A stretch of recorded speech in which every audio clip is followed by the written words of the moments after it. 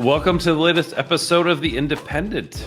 I'm Pete Sampson, joined again by my co-host, Matt Fortuna, who's sporting a playoff beard. It's good to see Matt on the pod. And Tim Murray, who was I know Matt joked that he was not going to get Wally pipped by Tim for the podcast. So, Tim, thanks for joining us. Repping some Notre Dame gear, not wearing black like myself. I'm trying to preview the uniform. Repping a fellow patient. Yeah, well, Matt Fortuna has some Randy Moss straight cash homie. Matt, welcome back. It's good to see you, beard included. Thank you. Hold on, I always want to do this. It make me feel really cool. Let me see if I can figure this out.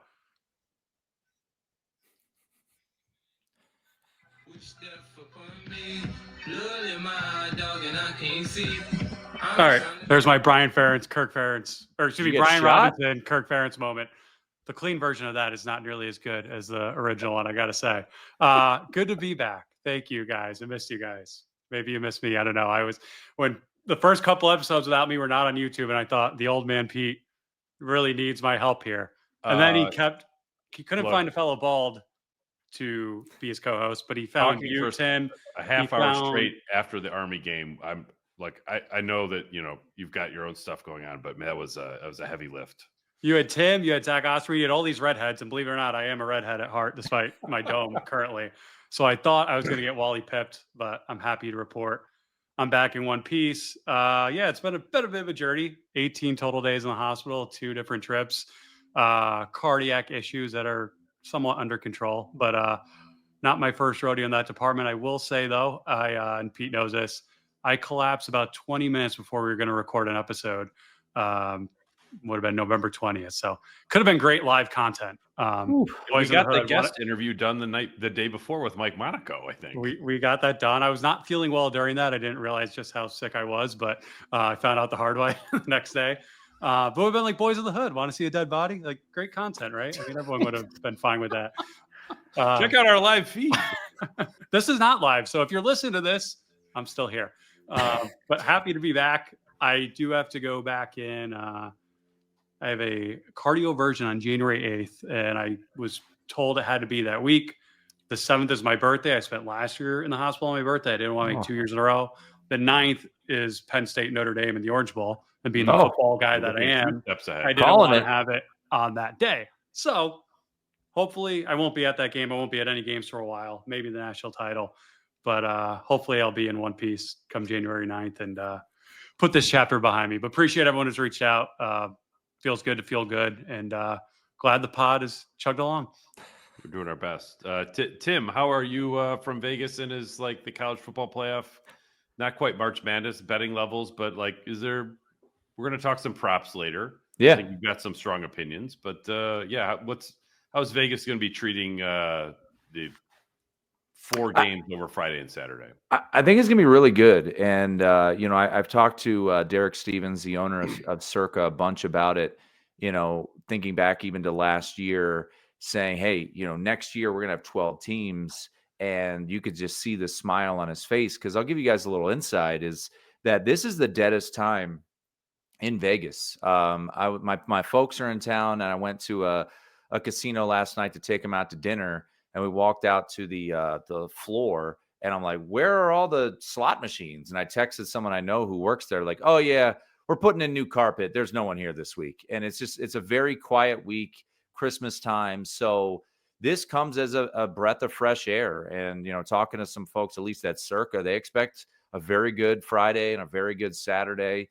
Saturday has 2 massive NFL games as well. So it's a very welcome thing for the sports books here in Vegas. And, I'm going to be here doing my show on Saturday. I won't be watching the game on Friday from a sports book, but I'll get some reports back. And I anticipate,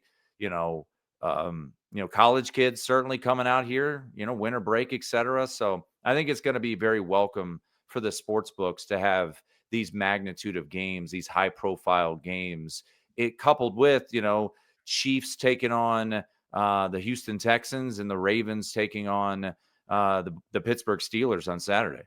Yeah, well, I mean, Notre Dame gets its own primetime slot on Friday night, which I think it coveted from the get-go. And I think, once ESPN got the matchups, this one made sense. And we'll get into sort of previewing the game in the second segment of the show, but it's been a fairly newsy last week around here. As we record this late Tuesday night, earlier today, Pete Bavacqua really had his first formal media gathering since he assumed full AD responsibilities 9 months ago today.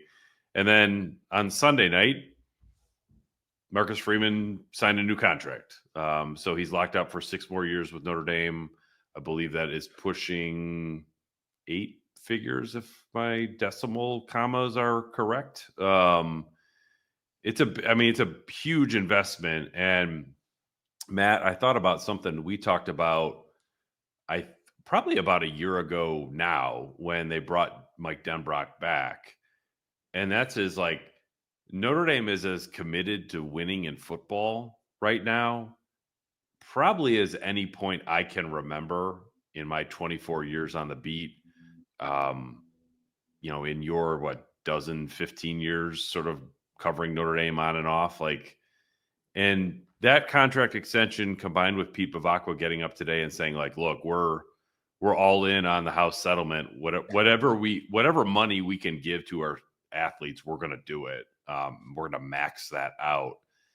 It was just sort of a reminder of combined with the contract, Notre Dame is all in on winning right now. And when you have a AD who use the words maniacal to talk about winning a national championship, that's not a term we've heard a lot around Notre Dame. No, look, I want to put everything in proper perspective because it's a different time in college athletics where you have to pay your players or you're not going to have a program. But yeah, I started covering the team in 2011 and, there was always this fine dance around it. Even, we could go way back and talk about Father Jenkins and the New York Times articles and we're not going to do this. We're not going to do that. But 2 years ago, think about how badly they bungled the OC search and how much of a mom and pop operation they looked like, with a coach who was coming off his first year, who was young, who probably didn't know what he didn't know. And to see the AD finally get up there in public today and to hear him say, I'm maniacally obsessed with winning, that sounds pretty routine as far as everyone's maniacally obsessed with winning. But I think, as a fan, as a follower, if you heard that today, I think there was a sense of finally, you said the quiet part out loud. Why have we yes, it's already football. It's a $1 billion enterprise. We should be all in on winning. Freaking Michigan just won it last year. What's our excuse? Yes, this is what we should be doing. And there's a path to possibly do it this year, but just in the big picture, to see them step up and pay Marcus Freeman. And, I've been a little surprised, at least in my circle, there's been a handful of, why are they doing this? He didn't really exceed expectations this year. Why are you doing it before a big game? And look, I understand all that, but it's pretty simple. If you're serious about football, you do this. Right. And you can sit here and say 9-10 million, which I believe is the annual average salary he'll be making. Is that too much? No, I think that's market value right now if you're an elite program. Curt Cignetti just signed a deal for $8 million after not even one full year at Indiana. And Indiana should not be paying its football coaches more than Notre Dame can, regardless of what happens on Friday. So, between seeing the way they stepped up to get Mike Denbrock and keep Al Golden last year, seeing them step up to keep Mike Mickens after USC made a run for him. But as we record this, by the way, semi-news, Pete Thamble's reporting Brian Smith is getting the Ohio job. Dylan McCullough was a candidate for that. So one more thing not to worry about if you're Notre Dame right now. But yeah, they're all in. They're unapologetic about it, nor should they be. Can you imagine them moving finals for a football game a couple of years ago? No, I can't. But it's common sense. Right. Everything we've been saying, I make the joke, everything you have been complaining about on the show for as long as we had it. It's they're finally doing it. It's oh yeah, wait, this makes sense. Yeah, complaining about private air travel seems like a long time ago. But Tim, you're a resident professional fan here. When you hear this stuff, does I get the sense that when Bavacqua comes off as for a Notre Dame fan, you're one of us, one of us, one of us. Well, it's about time, and I know endowment is not what goes into the athletic pot, but money should never be an issue for this program, right? They puff their chest out. The name of this podcast is The Independent. They want to be independent, and We know that the deal that they got from NBC was lucrative. We know the Under Armour deal is good.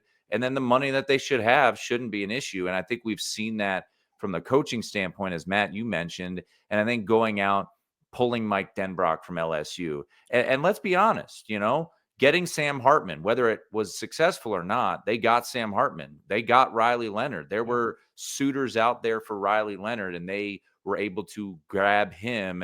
And they could say, he could say this was his dream job or dream, landing spot. Yeah, well, he also got, a lot of commas in the check that went his way too. And that's what they should be doing. And Pete, you've been all over this for a while, that they have caught up on the NIL front very quickly. And are they ever going to be on the same level as some schools from, being able to get all of the top 100 recruits? No, but I feels like they're and we'll see how this process goes with the portal right now. I'm sure Chad Bowden's working very diligently. And I know, Pete, I think you on another podcast were alluding to the fact that there's probably some commitments already in the works, but they're trying to keep it quiet. I know one slipped out this week, the kid from Alabama coming up, the defensive back, Devontae Smith. But yeah, hearing that. And then, look, I don't know if I speak for all fans. Has Marcus Freeman been perfect? No. But I think from day one, he seemed to have said everything right, seems to have embraced this job, gets up for the big games, which was always a knock on Brian Kelly. We'll see what happens on Friday. But let's also keep this in mind. If Notre Dame wins on Friday and Ohio State lost on Saturday and there wasn't an extension, the talk would be nauseating over about a former Ohio State player going back to his alma mater. And I think this nips it in the bud. Yeah, I 100% agree on that. Like, even though that's a remote possibility, like, you got to at least account for that. And like on the portal stuff, Malachi Fields is somebody that I've been talking about for a minute now and writing about, the Virginia wide receiver. He went in the portal today. Like, I'm curious what number he'll wear next year at Notre Dame. So they're gonna say what number he'll command. Yeah, or what number he'll command. I mean, both could be true, but it's Notre Dame is unapologetically playing like at the adults table right now. And it's amazing to me, on the same week where Brian Kelly is committing $1 million to his own NIL fund, Notre Dame's like, yep, we're in for the max on the house settlement, no problem. And also the head coach is getting paid more than the last guy did. It just feels like they've stepped up to the table in a way that I have not seen before. I certainly haven't felt this vibe. And I think, like, is Marcus Freeman sort of being paid as if he already won on Friday night and maybe on January 1? Probably, but that's the guy you want to commit to. And I think Bavacqua made this point today. It's just like, look, this is the guy we want leading our program. I think in some ways he's the mix, like the blend of like the coach that sort of people want to pay attention to, but also like the coach who's good at his job. Like, he's not all perception, like headlines, like, the Deion Sanders type stuff. But I think he also like has the football acumen, especially the way he's put his staff together with Denbrock and Mike Golden. It's like, it's kind of like what a college football coach has to be in 2025 in terms of having both ends of the spectrum covered. As any longtime listener of The Independent could tell you, we're big youth sports fans at this podcast. I've watched a lot of it. I've coached a lot of it. And that's why we're excited to partner with a new brand called Future Fans that helps kids ages 4 to 8 better understand football so they can become better fans. Instead of having to explain something like downs or offsides, think about activity books or games that kids can play to learn and love the sport that you love. Future Fans offers a football introduction packet for $49.99, and listeners of The Independent can use promo code IRISH for 15% off that order. Makes for a great Christmas gift. So help grow your kids into better football fans and have them follow along with the fun that you will be following in the college football playoff. That's futurefans.com, promo code Irish for 15% off your first order. Well, he's sort of getting into the game a little bit. Like, this is, I mean, something that was kind of on my mind a little bit today is like Notre Dame's defense against USC. How much will we see like the echoes of that on Friday night versus Indiana's offense against Ohio State? How much we'll see that on Friday night? Like, which one of those two outlier performances are more likely to influence what actually happens in the game? You know, the USC game surprised me in every which way. I thought Notre Dame would not move the ball as easily as they did. And I thought their defense would come up a lot more stops than they did. They ended up winning and covering, but it didn't go the way I thought it would go. And because that was the first opponent with a pulse they had played in a while, you know, it sounded my alarms a little bit. Indiana's interesting. I mean, on paper, like, they're a dominant defense. And I don't know if, like, they were blowing everyone out all year, and I know they weren't playing anyone, but, like, you just think of them as Kurtis Rourke was their Heisman candidate. It's Curt Cignetti. They're going to put up a lot of points. Defensively, I mean, number 1 in rush, number 2 in total D, number 9 against the pass, number 6 in scoring. Again, I understand the competition they were playing, but, you know, I think this is going to be a much lower scoring game than, you know, weather independent than a lot of us are thinking, because I just think both defenses are really good. And I think both offenses are going to be tested in ways that they probably have not been tested a whole lot so far this season, particularly Notre Dame's. Indiana, I think we saw them struggle offensively against Michigan, obviously against Ohio State as well. But I don't know if Notre Dame, you know, has faced a defense quite like this season, other than obviously week 1 when they did struggle offensively. The thing I think back to week 1 was late in that game, the game clinching drive and the big run from Price. And now knowing that this offensive line has really kind of come together since the losses, the injuries in the Purdue game.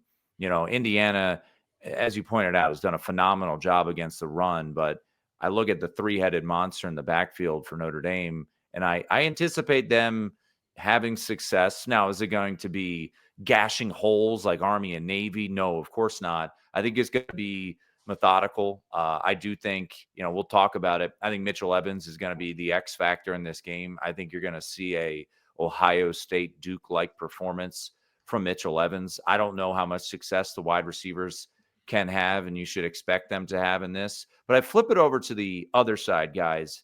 And my curiosity about Indiana is they kind of want to do the same thing Notre Dame wants to do, which is they kind of want to pound it with their 2 running backs and Ellison and Lawton. And, you know, Howard Cross being back is massive. But, you know, Notre Dame, when you think back to, and I know it's a game that we never want to mention again, but you think back to the Northern Illinois game, just kind of running it right up the middle, there was a lot of success. And I know Notre Dame against Army and Navy eliminated 2 of the best rushing attacks in the country. But I think this is different, man. And I think they want to run power at Notre Dame. So I'm really curious to see how Notre Dame does in that role, where this is it crazy to say that, you know, and Indiana fans might take this to offensive, but Indiana's kind of like Notre Dame light. They want to be physical, and they've got 2 good running backs. Now, Kurtis Rourke is a really efficient passer. He doesn't make mistakes, only 4 picks on the year, veteran QB. But I think they kind of want to do the same thing Notre Dame wants to do. They want to establish it. You think back to that first drive they had against Ohio State. Didn't they convert like 2 or 3 4th downs? They were just kind of physically going down the hill. And then after that, they did nothing until their final drive. So curious to see what Indiana does offensively.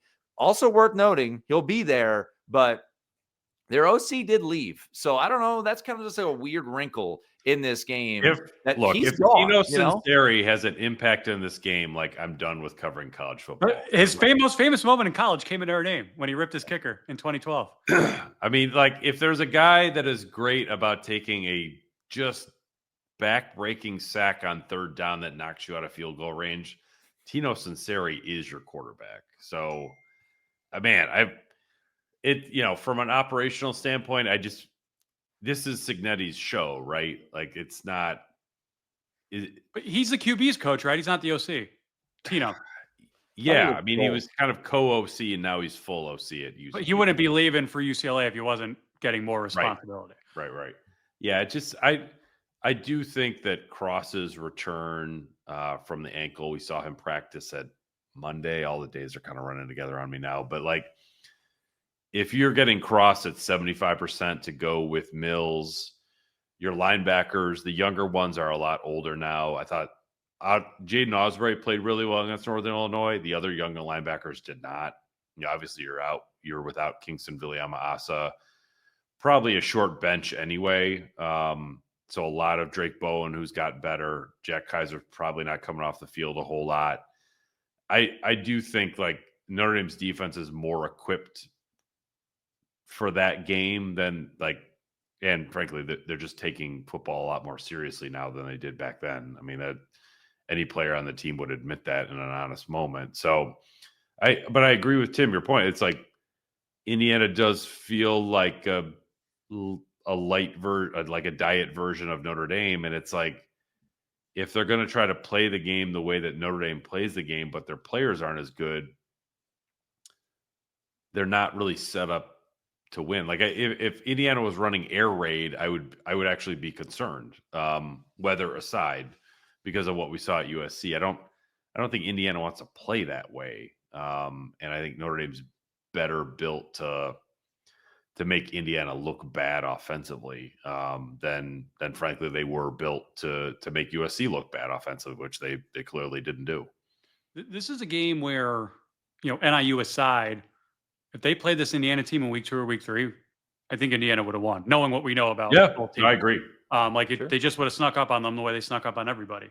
Now, this late in the year, like Tim, I was with you as far as like the A&M game, the way it played out. And again, different personnel, different team you're playing. But I do think like they're similar enough, but Notre Dame's better at what they do and deeper, especially this late in the year. And I know that depth's been tested on defense, but I could see this a game where they do struggle to move the ball consistently in the first half. But as long as they protect the ball like they did against A&M, they will be the better conditioned, deeper, faster team in the fourth quarter. Weather, home crowd, be damned. I think Indiana, if you're an Indiana fan, you're thinking, okay, we got all of our big stage mistakes out of our system in Columbus. They were not going to win that game, but they beat themselves in a second. They ruined any chance they had of beating that game with the turnovers and special teams. They have to get that out of their system. And it seems like they responded well enough. I know Purdue is a lost cause, but to still, what was it, 66-0? Like you can't just do that if you're half asleep. So, I think they've bounced back well enough. But I do think I have a hard time seeing either team scoring a whole lot of points. Again, I agree with everything both you guys said. I think they're very similar. I think Notre Dame's a better version of it. But I just don't think they're going to be a whole lot of points. I mean, we're talking about 2 top 5 Broyles Award finalists, defensive coordinators in this game for a reason. Both of them are very, very good. Al Golden and Bryant Haynes, Indiana. For me, I mean, it seems simplistic, but Notre Dame's plus 16 in turnover margin, Indiana's plus 15. And if Notre Dame makes mistakes, if Riley Leonard throws a bad throw, or you fumble a ball in an inopportune time, or, that's going to be an issue. And to be honest, guys, the big worry that I have, especially in the playoffs, is Mitch Jeter. I mean, it's been a nightmare for this kicking operation. As great as, the fake punts have been for Notre Dame, the field goal kicking has been an absolute disaster the past month plus of the season. And fortunately for them, it really hasn't come back to bite them in the rear end. Like, is this the spot that it does? And I know Marcus Freeman talked about it this week and said, he's looked the best he's looked since he got hurt. He could say all the right things, but until he gets out there, I mean, Pete and Matt, I thought they set that field goal up at USC to just get him confidence, and he missed a 25-yarder. Like it's bad. So like, how much does that come back to bite Notre Dame? Hopefully it doesn't. I hope he goes out there and, well, first off, I hope they don't need him. I hope they just score touchdowns. But in a game like we're talking about, where it feels like it's going to be a chess match, you're going to have to make a big field goal. And I think that is certainly a big concern here for Notre Dame with their kicking operation. That was like missing a 2-foot putt. At USC. That it was essentially if a false start occurred, it was an extra point with like a false start on it, right? I mean, it was as dead on as you could have asked. And that was, I mean, look, they gave Mitch Jeter a lot of work in the practice when we were there on Monday, and he looked just sort of okay. Like when they did full 11 on 11, and by full I mean they have players who might rush the field goal but really don't. It's just sort of more of a walkthrough. He was 4 of 6. His first kick hit the right upright. His fifth kick went wide left. Both of those were 40-yard plus kicks, but it just, I don't know. It feels physical and mental for him, which is a really rough spot to be. I talked to Marty Biaggi about it, and I mean, he echoed Freeman like, "Hey, he's looked good in practice." I'm like, okay. Biaggi said that his warm up at USC was good. The game wasn't. And I was there. I get back to I was on the sideline mental, right? for the USC game. And I was watching him. I'm like, all right, Mitch Jeter looks pretty good here. He's booting it. He's got strong leg. And I'm like, all right, maybe he's feeling better. And then he goes out there for that chip shot field goal straight on. I'm like, yeesh. You know, it feels kind of like Kyle Brinza back in, what was that, 2014, where he ultimately did hit the game winner in the Music City Bowl, but it was a disastrous November for him. So, you know, maybe obviously a little bit of higher stakes than a random bowl against LSU in Nashville. But I hope that he goes out there and just clears it and is able to rock, because I really think they're going to need him at some point to hit a pretty big kick against Indiana.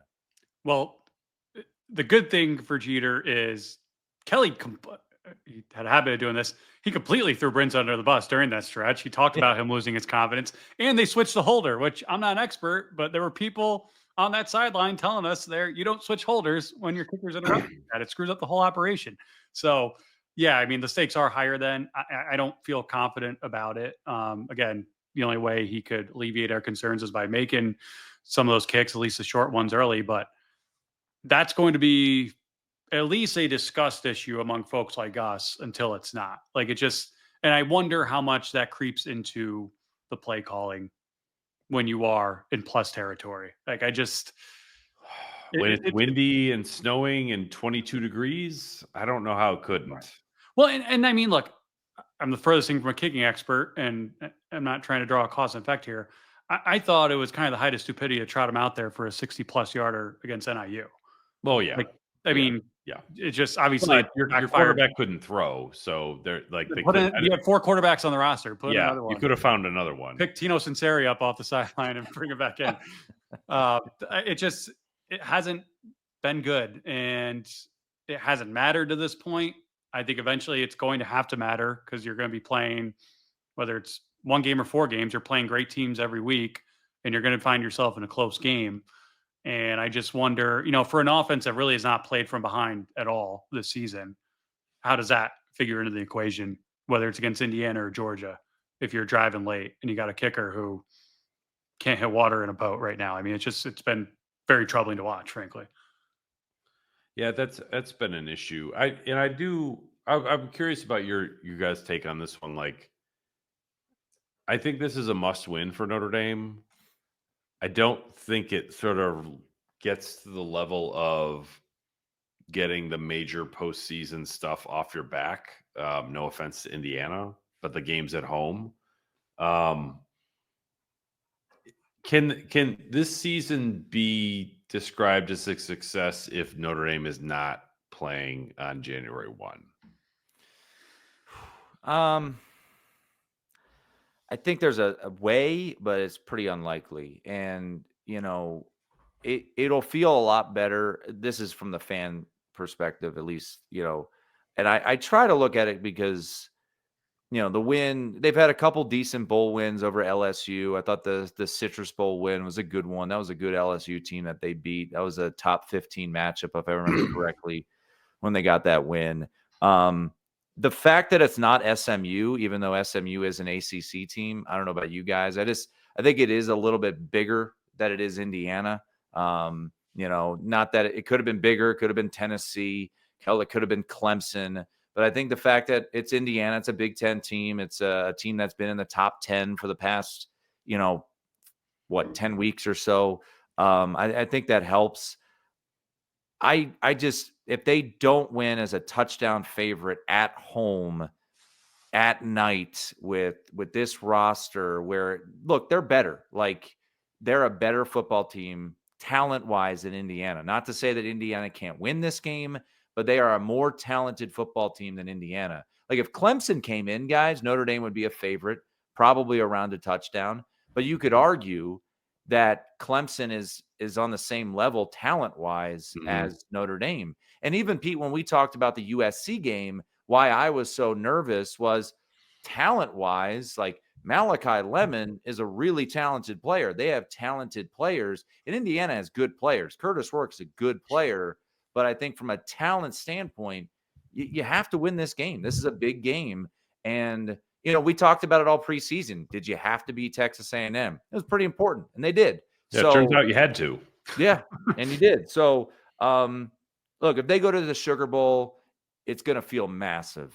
And, we can get into that if it happens. But, like, playing January 1st at 8:45, the final quarterfinal against the, champion from 2 years ago, the SEC champ, like, that is going to be as big of a game as they've played in I don't know how long, right? Since the last playoff game, right? And you'll actually feel, I felt like in 2020, guys, Notre Dame had no shot to beat Alabama. There's no way. I agree. 2018, no shot they're beating Clemson.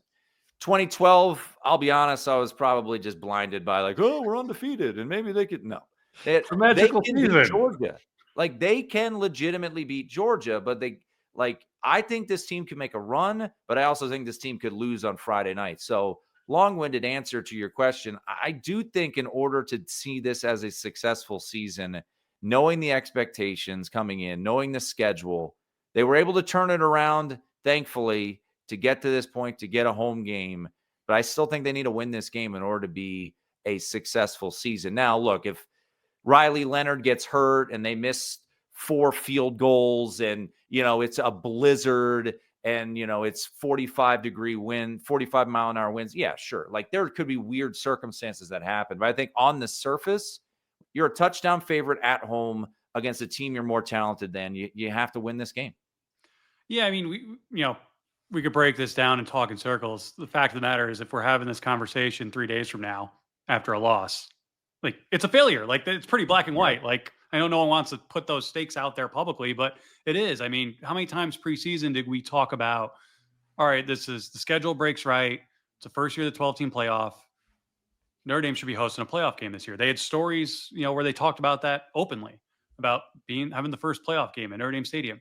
Well, implied in hosting a playoff game is you're going to win that game because you were the higher rated team, higher seeded team. And look, obviously the future of the program is in great hands. We talked at the beginning of the show about all the good things going for it. That said, to your point, Tim, you get Indiana at home, which God bless them. They've had a hell of a year, but that's a game that any year, any day of the week, Notre Dame Indiana should win. Exactly. You get as vulnerable of a Georgia team as we can remember. Now, look, Carson Beck's been terrible this year. They might be better without him. We don't know that. But you'd like to find that out if you're Notre Dame. Like, you want to go out there, put your best foot forward against those guys. And, it's going to be different every year as far, it's going to be, you can already tell when people are filling out their brackets, right? There's a March Madness feel to this. Oregon's clearly the best team in the country. They don't have the best draw. They might not win it all. And therefore, a lot of teams think they can win. Our colleague, Audrey Snyder, had a story today on The Athletic about Penn State. They should have a layup to the semifinals, and it would not answer any questions about James Franklin in the big game, because beating SMU and Boise State really isn't going to do anything for Penn State's overall brand. It's somewhat similar for Notre Dame in the sense of you've got a great draw here. Yeah. Because if you do beat Georgia, you're getting that Penn State team, which, call it whatever you want, a 50-50 game. It's the game you go in thinking you're going to win if you're Notre Dame. Mm-hmm. Like, there is a very visible path to the prize, to the national championship this year right now, with as flawed and as decimated as this roster is right now. And to not even get that chance to play Georgia because you can't beat Indiana at home, I don't know how you could look at it. when we go live Friday, if they lose, every question will be, why did we extend Freeman? I guarantee you. Oh Yeah, and that's I'm like, not saying that's not overreactionary, but like you got to beat Indiana. yeah, to I qualify mean, for you a discussion do. there. I would not call into question the extension. I wouldn't, but that's it's going like- to be. There's a difference between like the season is a disappointment and we're in an existential crisis. Sure. Like some of Brian Kelly's postseason losses were existential crisis losses. Like, what are your first next steps? Like, I wouldn't be asking Marcus Freeman, what are your first next steps if they lost to Indiana? It would be incredibly disappointing, but I don't think it would sort of throw everything up for grabs the way some other setbacks have. But I do think, like, look, if you go to New Orleans and play Georgia, you have a chance to like 100% say this was a successful season. I could, there's a scenario where you beat Indiana and you lose to Georgia, similar to when you went to Athens in 2019. Like that could happen. And I would still come away thinking like, damn, Sure. like Notre Dame had a really good season. But I gotta say, like, for a team that they've lost 10 straight major bowl games by an average of 18 points. Of those 10 losses, only 2 of them have been by single digits. And yet, when you sort of look around this, Matt mentioned the March Madness feel of this, like, I see Notre Dame in a lot of national media's national championship game. And that is that's just a different perception of the program, whether they've earned it or not. And I don't disagree with like they've got a path and a chance to get on a run that we'll be doing a podcast previewing a game in mid-January. It's funny because to your point, we did a college football betting guide at VSiN, and a number of folks picked Notre Dame just with the odds to win the national championship, whether it was 7, 8, 9 to 1. My colleague on my podcast, Matt Humans, before I think it was, or maybe it was after the USC game, picked them 10 to 1 to win the title just based off of the odds. And I'll give you an example real quickly. And now this isn't the Bible. This is just one set of power ratings, but it's someone that I really respect and I have access to his power ratings. And his 1, 2, 3 is Ohio State, Texas, Georgia. And they're all on one side of the bracket, right? So, to Oregon's point, you're like, great, we went undefeated. If Ohio State beats Tennessee, which I think they will, and they're a 7.5-point favorite, we have to play Ohio State, a team that we were an underdog to at home. And then if we win that game at the Rose Bowl, we have to go play Texas at Jerry's World in Arlington. Like, the path for Oregon is brutal. So conversely, the path for Notre Dame is manageable. Now, it's once again not to say that they are going to have an easy street. These are going to be is it fair to say, is Indiana the hardest team that Notre Dame will face on the year? Circumstantially, going to Texas A&M was a challenge, but Connor Wegman, as we found out, was not the right quarterback for that team. I mean, they're probably the most well-coached team that they've faced this year. I don't know. I mean, Georgia will be the hardest game. Then it would be probably Penn State. It won't be easy, but I'll say this, guys. They're at 7-point favorite right now. The look-ahead numbers, Notre Dame minus 1.5 against Georgia. Yes, I'm not misspeaking. It was 2.5. It got bet down to 1.5. Yeah, it was 2.5. Got bet down. Everybody in the world saw that number and was taking the Georgia bait, which I understand. And then if they played Penn State, pick them, -1. Notre Dame probably a slight favorite. So as crazy as it sounds, you think back to the Alabama game, the Clemson game, Alabama in the title. They were enormous underdogs. It's not the case here. Exactly. And you mentioned the schedule. I think that would create, we've done enough time talking about the schedule this year, but if they lost Indiana, I do think it would really be like, wait a minute, what did we just watch the last 3 months? Was that real? Yeah. I think that's a real discussion point. And that's part of my point of everything is just aligned so perfectly. And the best team doesn't always win it. And it's certainly going to be the case, if not this year, in future years with a 12-team bracket where all sorts of funny scenarios come into place. It's who has the best, path in front of them and takes advantage of it, right? Like if Georgia would have been in the playoff last year, any other year, they weren't. And if they were in it last year, they probably win it again. And they're 3 straight national champions, but they're not. We'll see this year again. I don't know enough about Gunnar Henderson, right? Like, I just think there's no way he's significantly worse than Carson Beck. And I think Carson Beck was holding Georgia back more often than not during a lot of this year.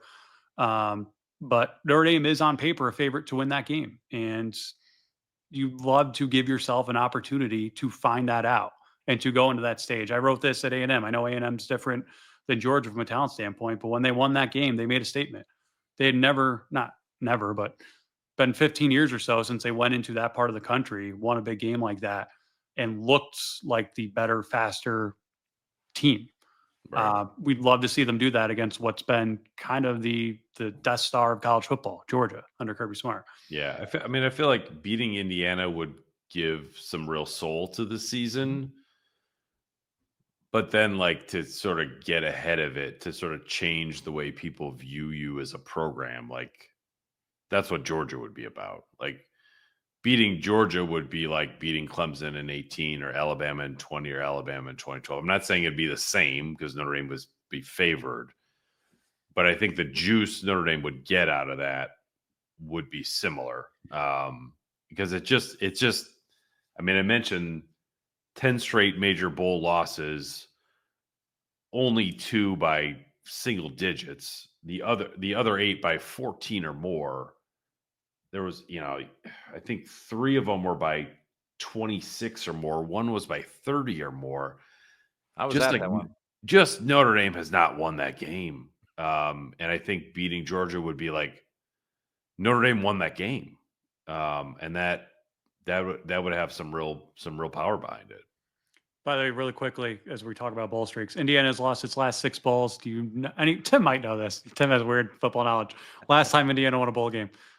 I don't know if this counts as a bowl game, by the way. It was 91, wasn't it? The last time Notre Dame and Indiana played each other, 1991. Well, that's the last year they won a bowl. 1991 Copper Bowl. Indiana 24, Baylor 0.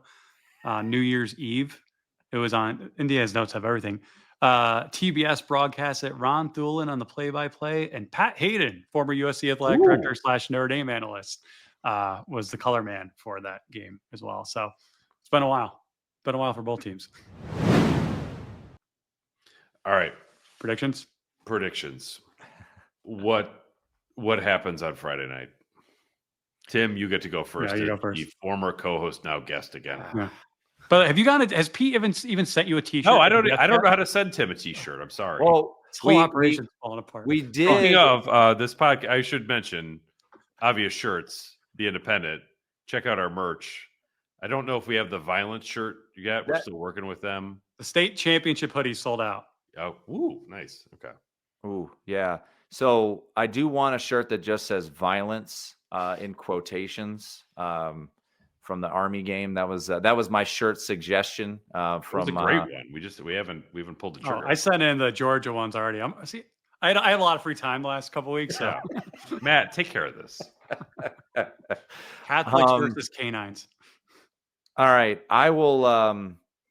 It's hard because I remember my USC prediction. I had a field goal in it, so I had to amend that.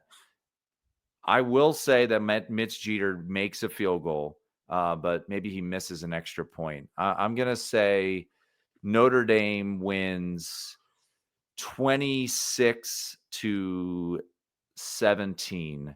And I think Mitchell Evans is monster in this game. What's the player prop there? So at FanDuel, Mitchell Evans over under receiving yards is 27.5. And I think it's that low because he hasn't really had a monster season, right? Because he's been injured. And, look, player props are very finicky. You can think you're the most smartest person in the world and then it doesn't come home. But I don't know about you guys. To me, this feels like Ohio State. This feels like Duke, where he's going to be the best pass catcher out there. I mean, I guess Jeremiyah Love, but you know what I mean. And I think that Riley Leonard is going to be comfortable throwing him the ball. When you think about Bo Collins struggles. Jordan Faison struggles with catching the ball. I think the reliable target, and we saw it against USC. I know one of his receptions was from Tyler Buckner on a fake punt, but I think Mitchell Evans has a big game. I think he scores a touchdown. I think he has a really good performance here. I think it's a sloppy first half, and similar to what we saw in A&M, I think they flex their muscles a little bit more in the second half. I think it's uncomfortable in the first half. Maybe Indiana has a lead at some point in the first half, but I'll say Notre Dame escapes somewhere 26-17, 26-20, somewhere in that range. Well, that's significant to some, the difference there. That's why I have not bet this side, sir. That is why I have not bet this side. You said make a field goal and miss extra points. What, do they go for 2 then and miss it with 26? Oh, God, yeah. Sorry. Hold on. Yeah. Let's just say 26-17. Come on, you're the Vegas guy. This is not a math show. I was supposed to be out there last week for NFF, but like everything else, I've been homebound. I've got 24-20. I think Notre Dame wins this with defense. I wouldn't be surprised if you see a defensive touchdown or a game-changing play that leads to a short field and touchdown for Notre Dame. I just think, like Pete mentioned earlier, these teams are very, very similar, but Notre Dame's got better personnel, and they do what they do better than Indiana does what they do. And I think barring a disaster as far as just sloppy and a lot of turnovers, and Notre Dame has played clean football for the most part offensively all year long. I have a very hard time seeing Indiana win this game. I think it's going to take something extraordinary for Indiana to win it and for Notre Dame to lose it.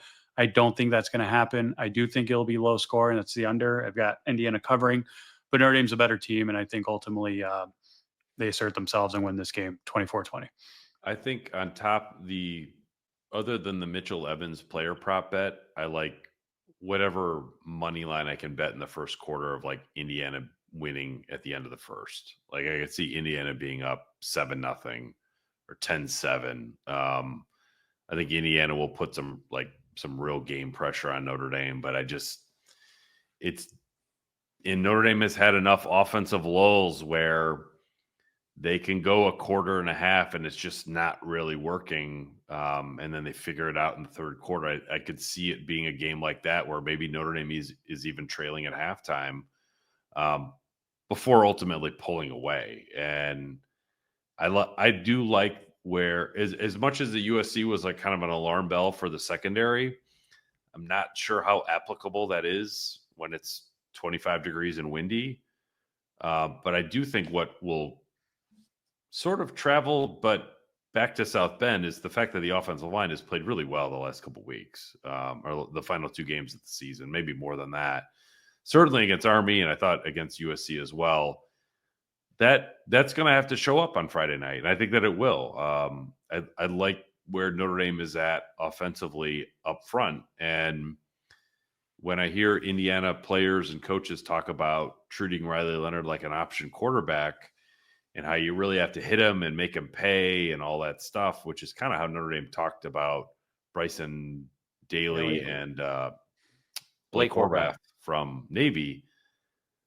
Like, I mean, that Notre Dame, they know Notre Dame has an advantage there that they're going to have a hard time dealing with when it's Leonard with Price, Leonard with Love.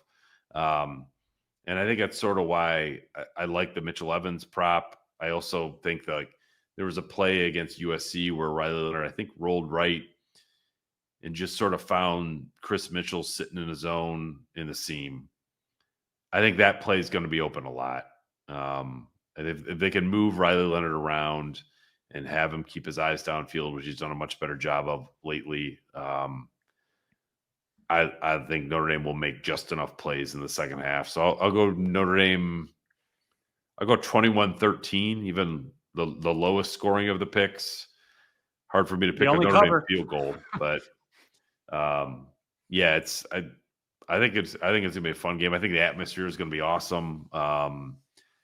I don't know how much red is going to be in there. I think it will be probably more than some Notre Dame people like, but still less than Ohio State last year. Although as somebody mentioned to me as I was doing an interview for a future story, like they don't make a lot of red coats. So we might actually not know how much red is in there. Is there going to be black in there? A lot of black coats, I'm sure.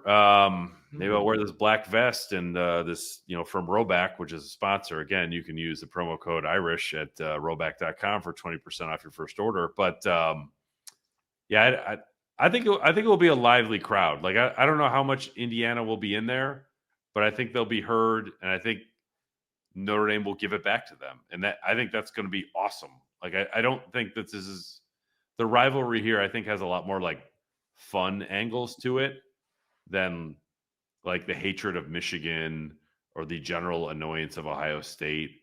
Like I think the two fan bases are going to want to get after it. And I think that's really going to add to the environment on Friday.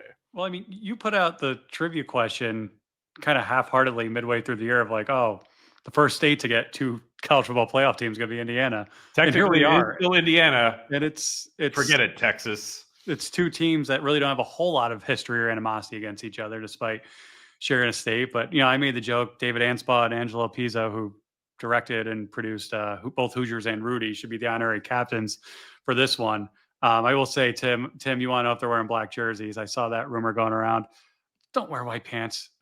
You talk about, oh, this is a first. Oh, Notre Dame doesn't get to do first. This is going to be so cool. You have iconic gold pants. Do not screw that up. Don't. If you come out in green jersey, and I like the green jerseys for the record, but if you come out in green jerseys or white pants, I reverse my pick, and I'm taking Indiana. Well, when I showed up at the Coliseum and I was already pessimistic, as Pete knows on this podcast, and I saw the white uniforms, I almost wanted to vomit. Yeah, no white pants, even though I was doing a radio show in Memphis with a buddy of mine, and he's like, the white pants are nice. I'm like, no, they're not. No. Get away from me. Let me ask you guys this parting gift. You guys, Pete, you've been on the beat for how many years? 24. Loudest crowd at Notre Dame Stadium in your beat in Notre Dame Stadium. I'm not talking road environment. Notre Dame Stadium, was it 05 USC? Was that the loudest it's ever been? Yeah, 05 USC, and like I think at the Athletic we had to do sort of a what's the loudest game or loudest moment you've ever heard. And the Zibikowski punt return. The Zibikowski punt return is number 1 on that list. So that's the loudest I've ever heard Notre Dame Stadium. Pre-video board, pre-everything. I was there. That was an incredible moment. I mean, it's like you're in the press box and you're neutral and you're reporting on the game, but like that actually made the hair on my neck stand up. I think I actually still had hair on my head back then, but I just that moment, like if you could get a moment like that, I'm not sure. It's hard to tell. And, it could get off to a slow start and you get uncomfortable, but will this game rival 05 USC from a loudness standpoint? I'm not talking about magnitude. It might. It was interesting. Like when Pete Bavacco came in on Tuesday, he said he expected the environment to be like Florida State 93. I'm like, okay, buddy. Like just hold on.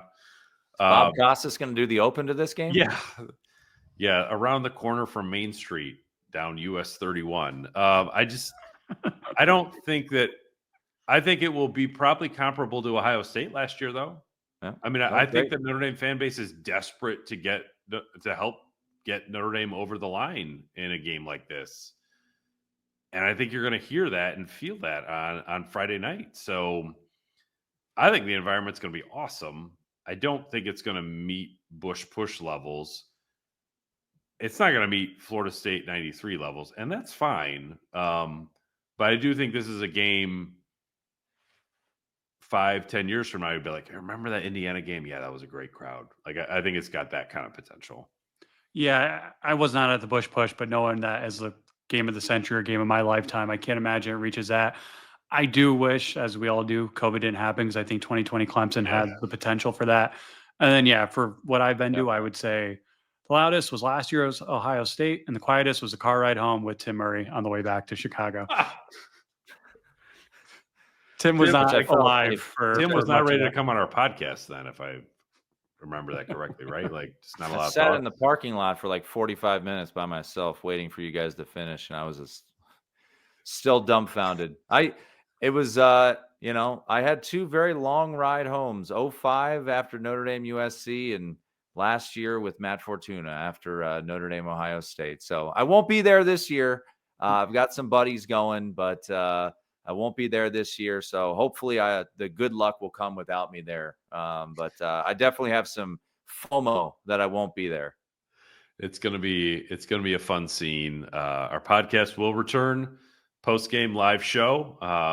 Hopefully, normal service has been resumed. So Matt and I will be back very late Friday night, early Saturday morning. I'm gonna knock on some wood here to talk about Notre Dame, Indiana. But yeah, it's gonna be a hell of a scene. I can't wait to see it.